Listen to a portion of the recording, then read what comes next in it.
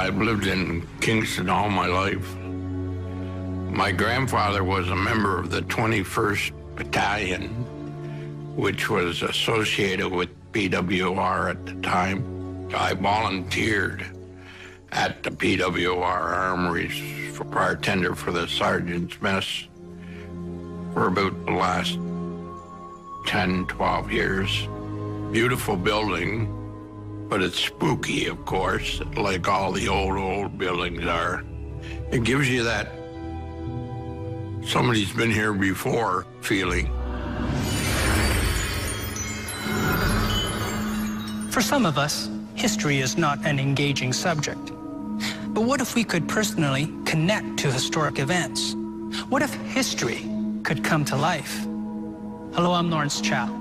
Today in Ghostly Encounters, we meet Chuck and John.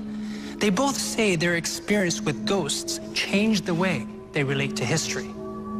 Working in the Kingston Armory, Chuck Beavis thinks he knows a lot about military life. But the soldier he meets one night shakes his beliefs to the core.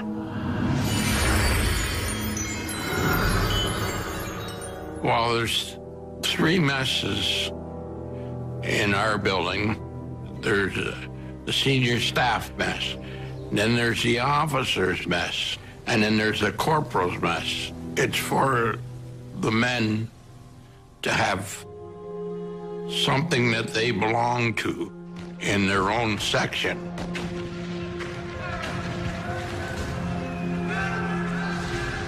I went to work, and we got into a game of euchre. Because there was nobody else there. There was no reason for us to be there other than we were playing euchre. While we're playing, I looked up and I seen this. It was a shadow. It looked like somebody had just walked into the hallway. I don't know how to explain it. A gust of wind or something had come up the hall and turned and went into the cloakroom. Cloakroom is on the outside of the doors going into the main mess. Well, we heard the hangers all clashing like somebody was walking by them. Kind of spooky, I guess. The way everybody heard it. We were all sitting there together playing cards, and all 4 of us heard it. And when I got up to go down and see what it was,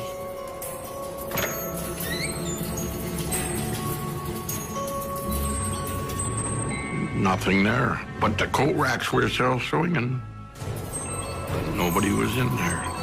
Oh, I believe it was something trying to show us something. I don't know what it was. But something had gone in there. Somebody had moved those coat racks.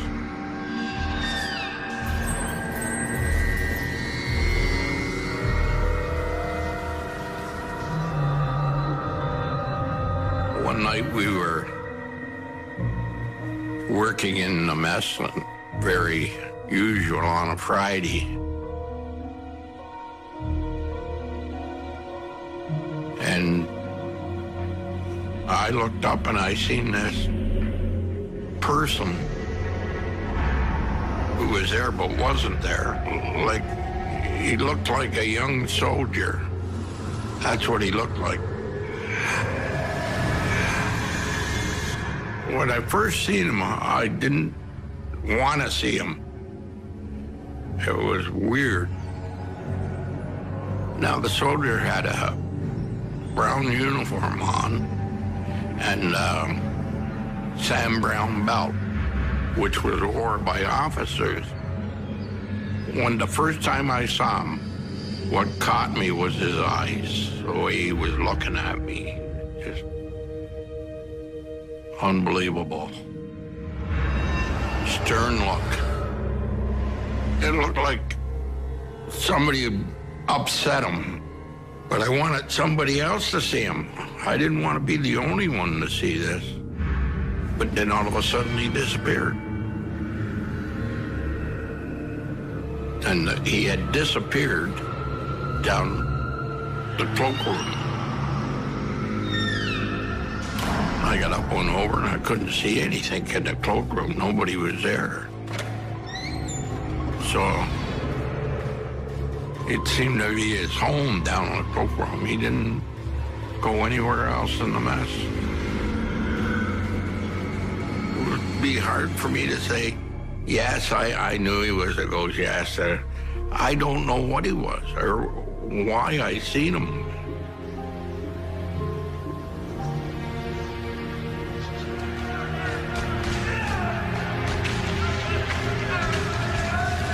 Well, I was getting really confused about all this and looking around.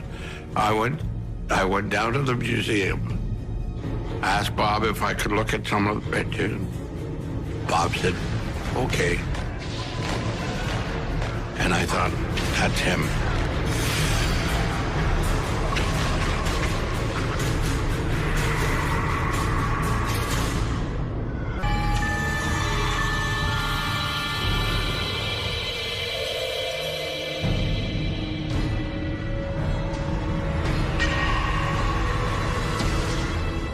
I was getting really confused about all this and looking around. I went down to the museum, asked Bob if I could look at some of the pictures. Bob said, okay.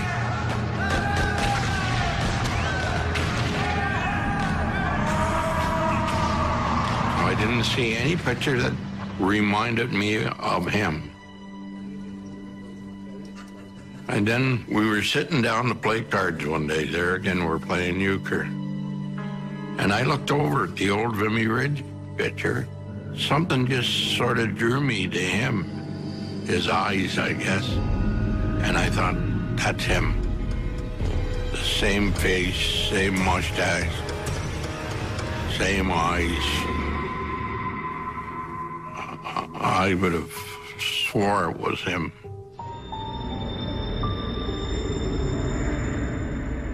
He's an officer, but he was a sergeant. He got promoted when he went overseas and became an officer. He died over there.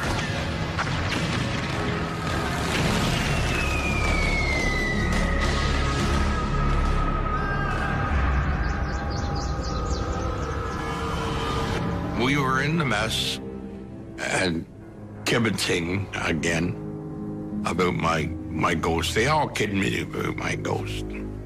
The senior NCO at the time said to me, I don't believe in your ghost. Probably never heard a shot fired in anger. That's an insult, especially if you've been overseas in a fighting war. That's what he's there for. Well, I said, don't be mean to him. He'll get even with you. And he kept it up. Then he turned and walked towards the washroom.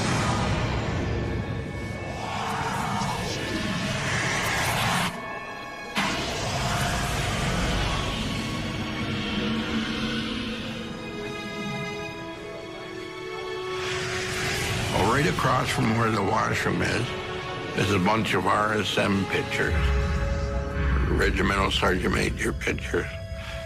And just as he got across from the washroom, they started falling off the wall. And he's trying to hang them on to him and keep them from falling to the floor. Like an octopus with 15 arms. These pictures had never been moved, never fell before.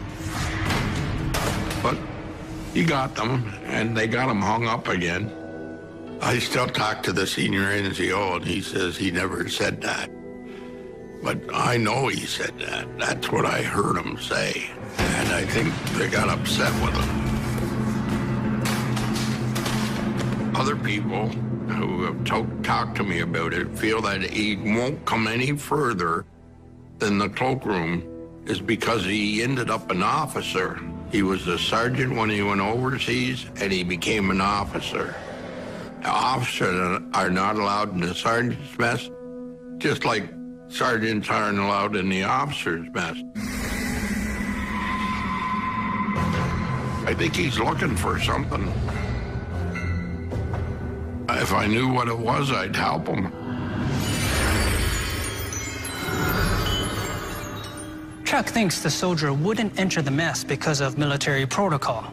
Expert Dr. David Reed agrees, saying it's believed ghosts with a high degree of awareness have the ability to make decisions. In this case, the soldier respects his orders in death, just as he did in life. John Quick also sees ghosts connected to a historic event. But unlike Chuck's ghost, which evades him, John's ghosts confront him head-on. I'm born and raised in Kingston. I lived here all my life. I've traveled quite a bit all over the United States and all over Canada. I like other places and that, and I like to visit other places, but Kingston's basically my hometown. Maybe because not only did I grow up here, but I also have a lot of knowledge of the history of the city of Kingston. Well, I've always been interested in history, whether it's the American Civil War or Kingston history, and Kingston has a lot of history. The very early 1800s, when we had so many Irish ships coming over and Scottish and so on, people were coming over there to build the Rideau Canal, but they were coming over, they were dying of typhoid and malaria and all kinds of diseases like that. And Kingston didn't have a cemetery, except for where this Skelton Park was. So they used that as a cemetery, and they used it right up until about 1893. And in 1893, they decided to move that cemetery, and they were exhuming the graves, and the people in the neighborhood were complaining because of the stench, and money was short. So they just bulldozed down all the tombstones. It was not an easy task, and at one point was finally given up. And so they just covered it over with grass and sod or earth or whatever, and it became a park. So they just left them. They don't know where they are. They estimate today there's somewhere around 1,400, at least that many, or if not more, graves.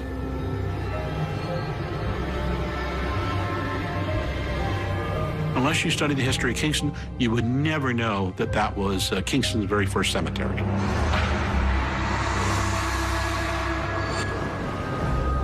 Skelton Park isn't a place that I would go to in particular, but a friend of mine was visiting from out of town named Margaret, who was into sending people into the light.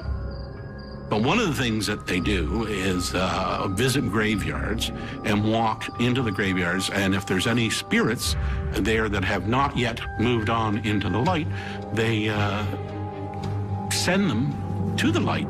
And whether I believe it or I don't believe it, I guess I certainly believe it now, because that particular night, it involved me.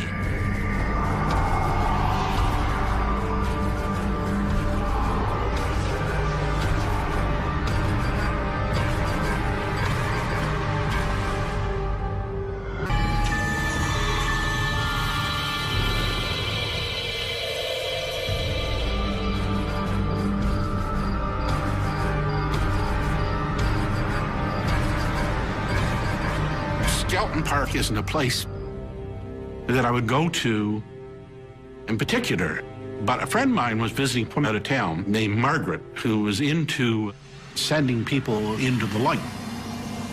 But one of the things that they do is visit graveyards and walk into the graveyards, and if there's any spirits there that have not yet moved on into the light, they send them to the light. This one particular night when Margaret was in town, she said, "Do you have any more haunted places you can take me to?" Because I had did this sort of thing before. In the daytime, I had stopped at certain little cemeteries and let Margaret walk through the cemetery, and then she'd come back and get in the car, and away we'd go. I had no experiences or feelings about it one way or the other. There is a place, I said, that not too many people know about. It's called Skelton Park. It was nicknamed Skelton Park because it used to be a graveyard. And I said, there are a lot of people still buried there. Well, can we go there?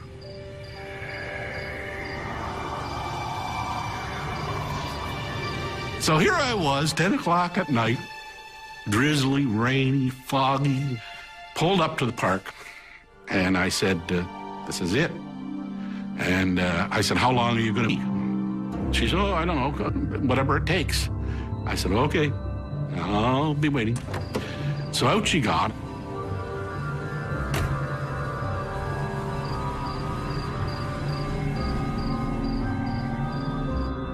I saw her going, and then all of a sudden she just disappeared. It's hard to keep track of time when these things happen. I want to say 5 minutes, but maybe it was 10 minutes. And all of a sudden, the wind started blowing, the car started shaking a little bit. And then, sometimes when you recall things, it's difficult.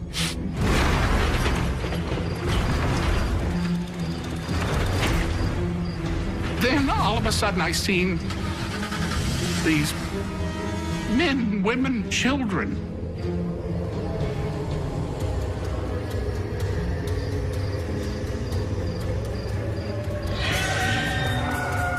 reaching out. And I'm looking at them through the windshield.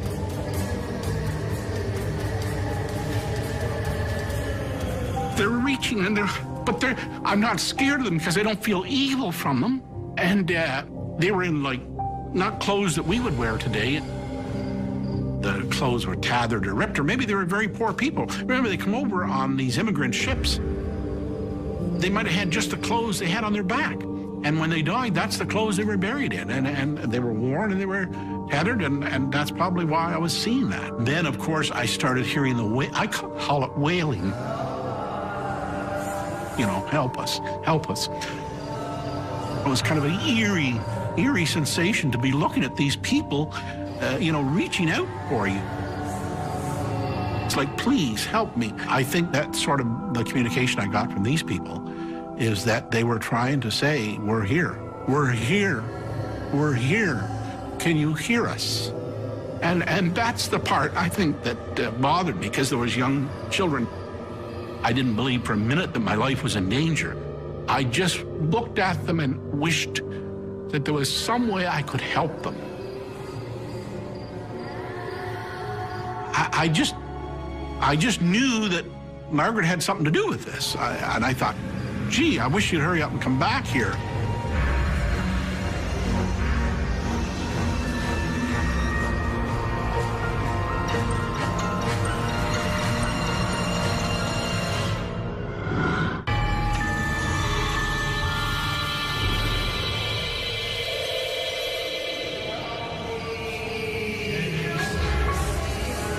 They were spiritual bodies in need of help.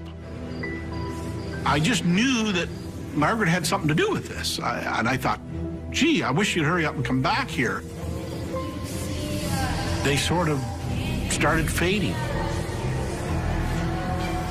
And bang, they were all gone. The car door opened up and Margaret got in. I was crying, and Margaret says, what's wrong? I said, don't you ever bring me here again. Never. I said, I don't want any part of this. She said, what happened? I stepped on the accelerator and started getting away from the park as quick as possible. And I proceeded to tell her the story. And I said, did you master what you come to do? Oh, yes, she said, there were a lot of spirits there. She said, I sent a lot of them into the light. But she said, there's still a lot of them there that I need to come back. I said, not with me, you know. I think to myself, do people get stuck in between here and there? And if so, are that many people buried in Skelton Park? Are they still waiting to go into the light? I've never been back to Skelton Park since. I can go back in the daytime, but I don't think I'd ever go back on a dark, rainy night again, or any time at night for that matter.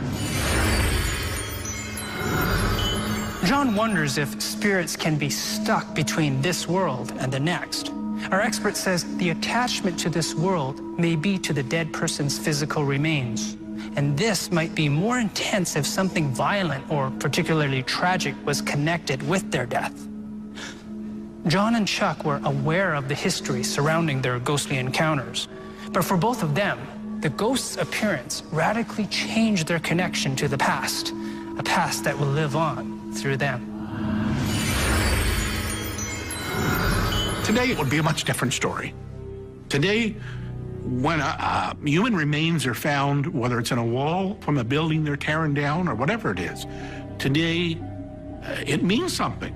These were human beings at one time. These people have a right for us to know when they find these bodies in the woods. Who was this person? What happened to them? I realized, gee, there is another world out there. There are people that have not yet went into that light. Something supernatural has happened. Something's happened to me. But why? Why me? I didn't ask for it.